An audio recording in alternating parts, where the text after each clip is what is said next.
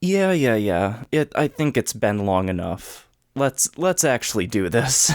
So, I have had the Switch 2 since launch. That in and of itself was something that I wasn't necessarily anticipating to do to begin with. Typically in the past, I've waited some indeterminate amount of time before getting a new system just to weed out any units that may potentially have hardware issues or anything like that. But considering that the Switch is already sort of a established form factor, I figured that it would probably actually be okay to get it at launch. One thing that did kind of motivate me to get this at launch was because at least here in the States, there was a lot of talks about this potentially being even more expensive down the line because of tariffs. Thankfully, that has yet to be the case, but who's to say that it won't happen in the future? Plus, this thing launched with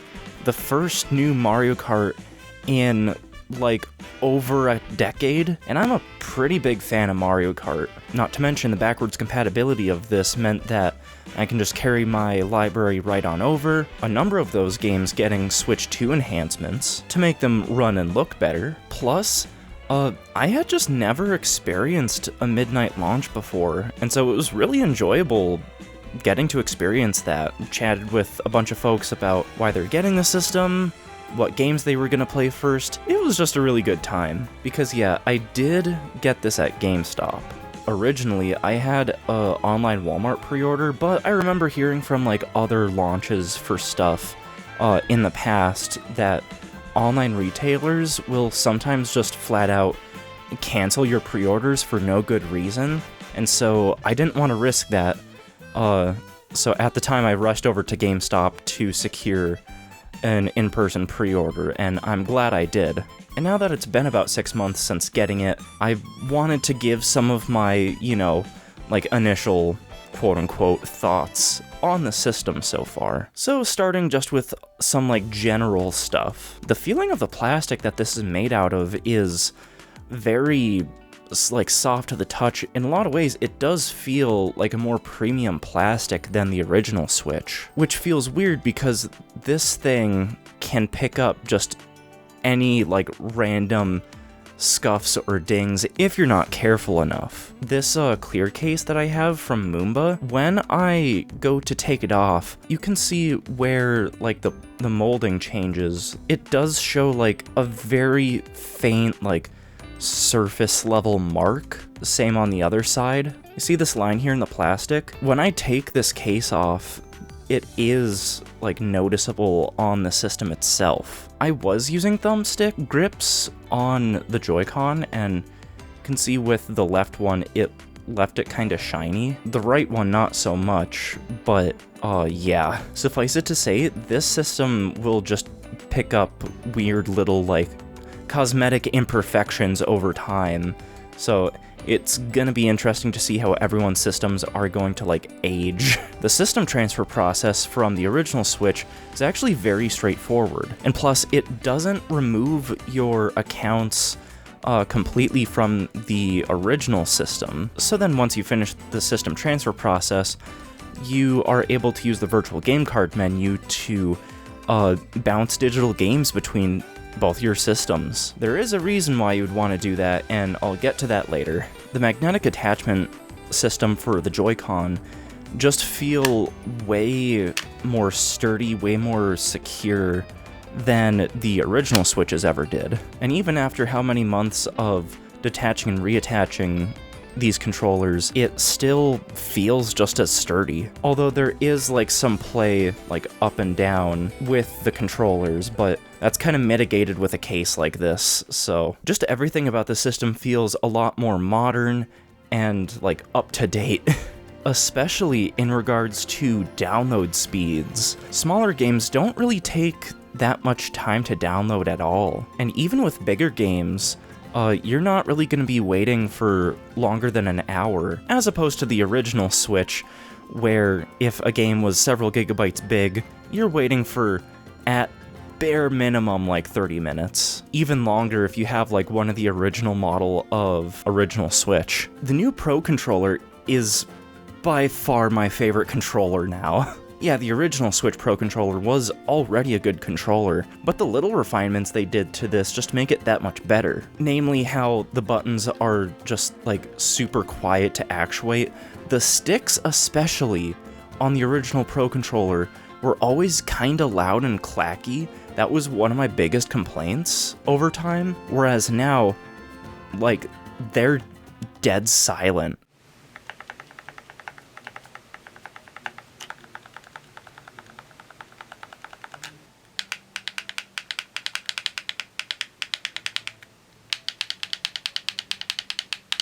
Motion aiming with the new controllers feels a slight bit more like accurate, and that it's not dropping like as much of the input. That was something that always just made using gyro with the original controllers just a little bit off feeling at times. Plus the fact it has a headphone jack. Thank you. Speaking of the headphone jack on the Pro controller, I have yet to use game chat, even though that's one of the big, like, points in the marketing. I don't know, I just don't really have anyone on my friend list that I actually talk to that also has a Switch 2, so haven't really been able to try that out yet. Basically everyone that I know is still rocking an original Switch, fair enough. I have gotten to try out GameShare with some people locally. This is kind of like the modern version of DS Download Play, where instead of the other people around you needing to actually download the data, all instances of the game actually run on the host Switch 2. The feed that everyone else is seeing on their systems are just video streams that the host Switch 2 is just beaming out to the systems. That being said, GameShare has to be manually implemented into a given game, so it's not compatible with everything at the moment. If I may make a suggestion, if we could get GameShare for Luigi's Mansion 2 at the very least, 3 would also be nice, specifically for their Scarescraper modes, although the Scream Park wouldn't be bad either for 3. Luigi's Mansion 2 had its Scarescraper back on 3DS support download play, so adding GameShare to Luigi's Mansion 2 HD just means that it regains that functionality. So with those just general positives out the way, I do want to get into some of my negatives with the system. First one, just being that, yeah, it is more expensive. Well, the system itself, but also the games. That's kind of hard though, because with how much more powerful this is, and just with the passage of time, it just seems like video games, among, you know, other things, are just more expensive these days. I don't really know how much of that is purely Nintendo's decision, and how much of that is just, again, the passage of time. Another thing is the battery life. Now, I'm very used to the Switch OLED, and also the version 2 Switch, but that was forever ago. If you have never used a version 2 Switch or a Switch OLED, you're kind of missing out on how good the battery life of this thing is. Like, I have to purposely go out of my way to drain this thing all the way down. It is quite frankly nuts. So to go from that to something that is basically the same as the original Switch's battery life has definitely been an adjustment period. Granted, I wasn't blindsided by this, because this kind of mirrors the transition from the original DS to the 3DS. And with that original 3DS, that had probably the worst battery life of any system. In part, that's just because of how much more was going on with it, and just how much more capable it was than the original DS and even DSi. And same with this. I mean, it can run Cyberpunk at like okay settings, so it's kind of to be expected. It does help if you pick up some kind of, you know, large battery bank, which are becoming more and more common and readily available. Even lesser known brands like this Inu are like quite good, and they can provide several full charges to a Switch 2 and your phone and stuff as well. So if you're already taking this out with like a case and everything, it's not that much more difficult to also bring around a battery bank, in my opinion at least. Probably the thing that I was disappointed about the most pre-launch was the storage, specifically how it forces the use of newer MicroSD Express cards. I've known about the existence of Express cards for several years now. I just wasn't anticipating Nintendo, of all companies, to widely adopt it on a relatively ubiquitous device. And because it forces the use of Express cards, original MicroSD cards from the original Switch don't work. So that meant I couldn't use my 1.5 terabyte card from the original Switch on the Switch 2. I had to get a completely new card that was much smaller. Although after doing some additional testing with that 1.5 terabyte card that I had for the original Switch, that card actually had issues with just general read-write speeds. Somewhat recently, I did get a newer card for that original Switch, which has much faster read-write speeds. So I think that 1.5 terabyte SanDisk Ultra just might not actually be that great of a fit for the Switch.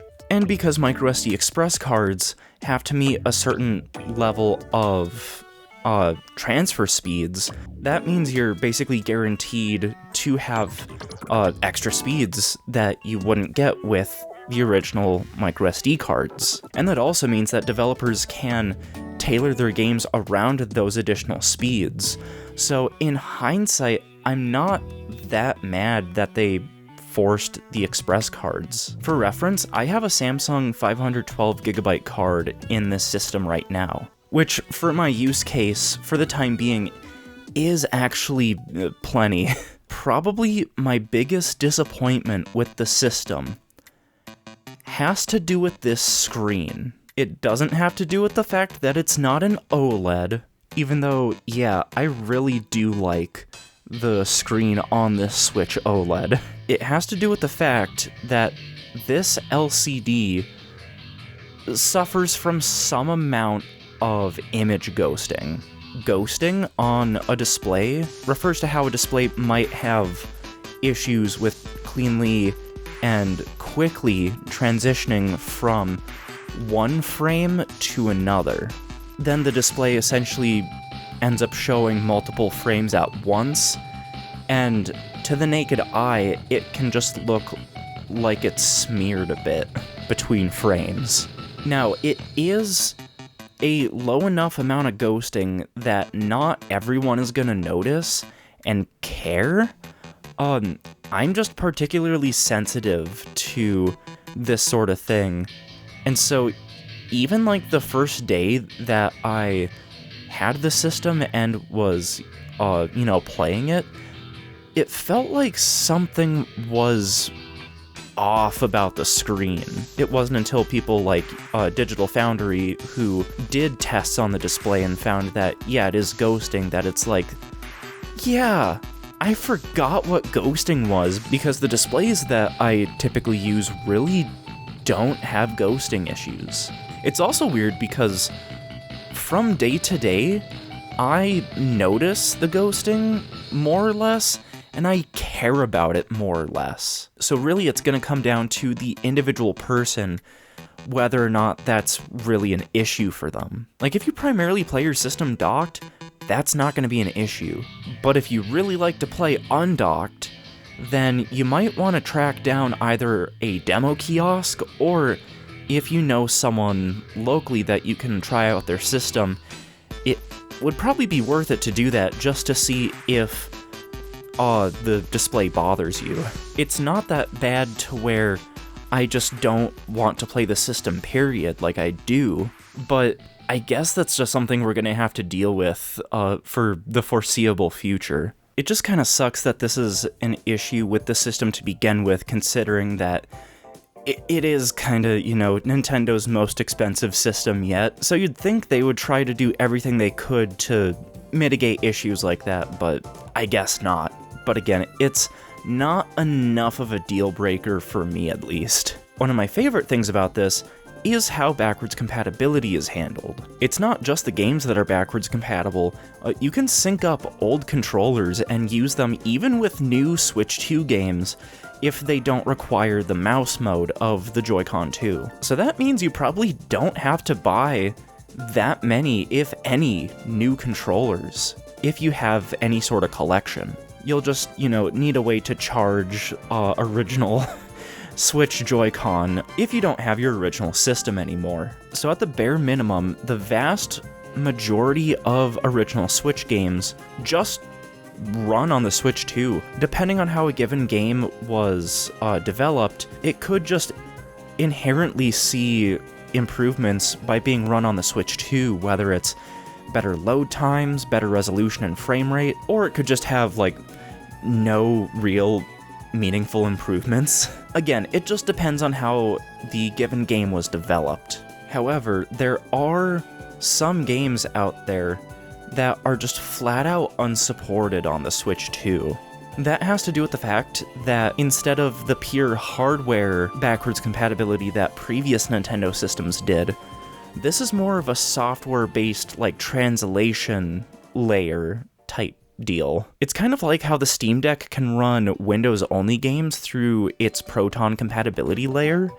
It, like, slots between the game and the hardware that it's running on, so then whatever, like, calls that the game does, that translation layer can do the effort to complete those calls, basically. So yeah, you'll run into some issues with games like this, but, like, by and large, like, games do just play and run. And a number of games have actually been given, like, proper updates to make them run and look better on the Switch 2. Not just that, but many games are getting Switch 2 editions that also give them additional functionality. The nice thing about a game that is specifically titled Nintendo Switch 2 Edition is that they can actually still be played on an original Switch. You can take the physical or virtual game card of a Nintendo Switch 2 Edition, insert it into an original Switch, and it reads just as the base Switch version.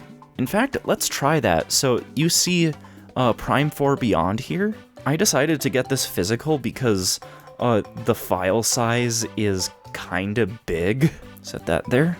We'll take my original Switch and the game card. We'll pop it in, and comes up just as the base Switch version.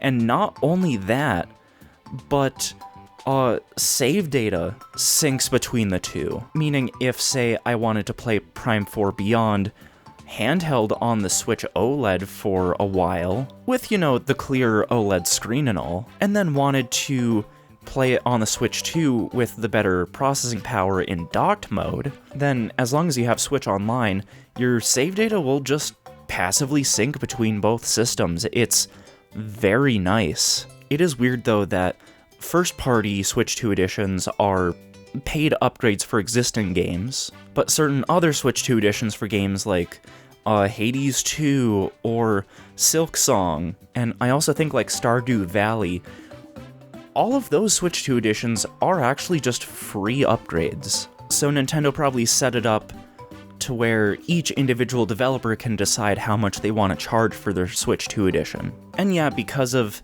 that ability to have stuff passively sync between the two, that's why I'm glad that they did the virtual game card system, because you can have certain games playable on one system, certain playable on the other. Whichever system you have a game set to, you can play that game fully offline. The system doesn't need to do a check-in unless there's, you know, online multiplayer. I found that it's actually pretty handy. I tried to do a setup where I still had every single original Switch game downloaded to my Switch OLED, and even though not all of the virtual game cards were loaded to that system, because those two are kind of separate things. You can see here with Metroid Dread, I have it downloaded, but the virtual game card is not inserted, so I can't play it. But if you have a given game downloaded to both of your systems, then you can more seamlessly bounce the virtual game card between both systems, because then you don't have to wait for the whole game to download all over again. And yeah, at this point, I don't think I'm actually going to get rid of my Switch OLED. Even though the Switch 2 is bigger, faster, and is like the first actual meaningful improvement we have to docked mode since the Switch launched, I'm still gonna keep my Switch OLED around just for that clear OLED screen and the better battery life, especially for games that aren't as power intensive. Considering that I didn't have to sell it or anything to put towards the Switch 2, I figured, you know what, it's probably best if I still keep both around, because I was legitimately considering just fully trading in the OLED for the Switch 2. Kinda glad that I didn't. It is kind of interesting that a lot of Switch 2 branded cases, like this one from Turtle Beach, will of course accommodate a Switch 2, but they will also fit an original Switch or Switch OLED.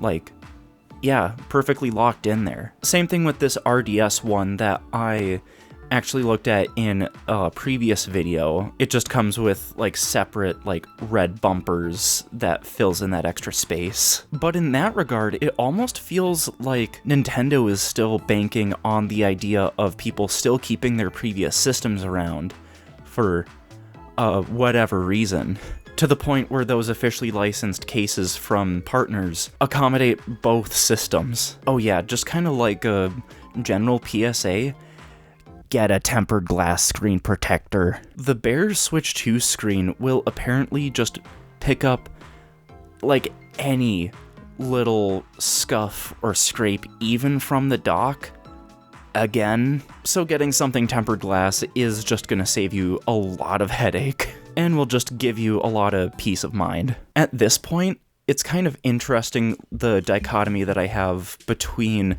the original Switch and the Switch 2, when I also have a Steam Deck. I did get this for the games that are on Steam that I want to play, that aren't on Nintendo whatsoever. Like, I've played through Sackboy: A Big Adventure, and also the Steam version of 999, 9 Hours, 9 Persons, 9 Doors, just as some examples. And I also have this set up as kind of my general like emulation handheld as well. Because if there's games that I really want to commit to, I would rather play them on a device where I have full control over the ROM and the save. Unless if it's like a first-party Nintendo game, in which case, then yeah, I may just use Switch Online to play that game, if it's available. But yeah, trying to figure out which one of these 3 big handhelds I want to take with me when I go out of the house is kind of tricky.